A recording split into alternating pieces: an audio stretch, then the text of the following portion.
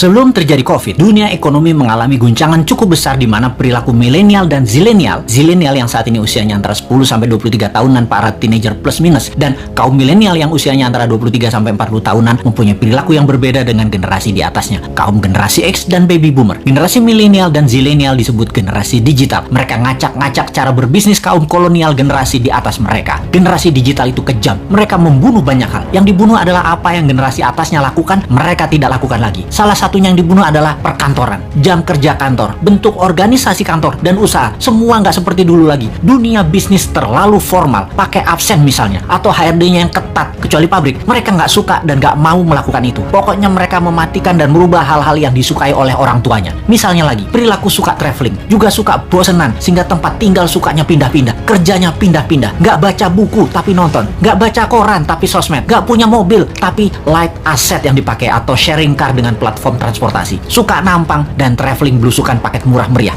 Generasi digital juga membunuh media TV karena generasi digital everyone is broadcaster, everyone is reporter. Merek dan brand dibunuh juga oleh generasi digital. Brand itu menjadi less important bagi mereka. Bagi mereka yang penting adalah 3R, yaitu rating, review, dan recommendation. Lalu masuk masa COVID. Mendadak dunia bisnis menjadi harus digital. Tepatnya dipaksa menjadi digital. Dipaksa jualan lewat platform marketplace, dipaksa jualan lewat iklan di sosmed, dipaksa menggunakan gadget di tangan bisnisnya. Dunia UKM Indonesia tidak banyak yang siap, tidak banyak yang paham, dan dunia bisnis selama pandemi yang tidak janji kapan berakhirnya, kapan herd immunity-nya tercapai, tidak tahu kapan dunia terbebas dan menyelesaikan pandemi ini, maka dunia brick and mortar, dunia bisnis bata dan semen menjadi terancam. Apa saja dunia bata dan semen itu? Seperti gedung sekolah, tempat wisata, hotel, ruko, mall, perkantoran, crowd gather event seperti bioskop, konser, sport event, musik event, MICE, semua menjadi menggantung bisnisnya. Dibuka nggak terlalu untung, ditutup pasti rugi.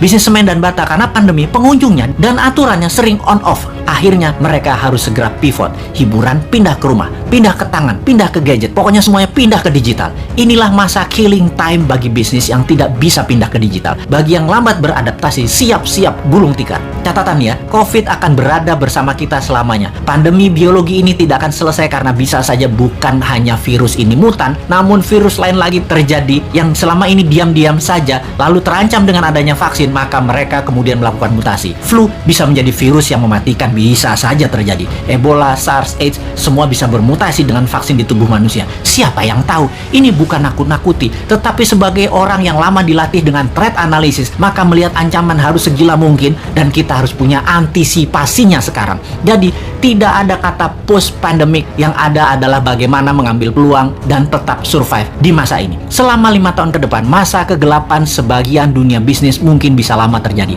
Sekali lagi, sebagian dunia bisnis lama masuk masa kegelapan dan akan musnah. Dalam 5 tahun ke depan ada 30% macam bisnis baru dan ada 30% macam jenis pekerjaan yang baru lahir. Dalam 10 tahun ke depan ada 60% pekerjaan yang sekarang ada musnah dan ada lebih dari 60% pekerjaan baru yang saat ini belum ada macamnya akan muncul. Yang paling parah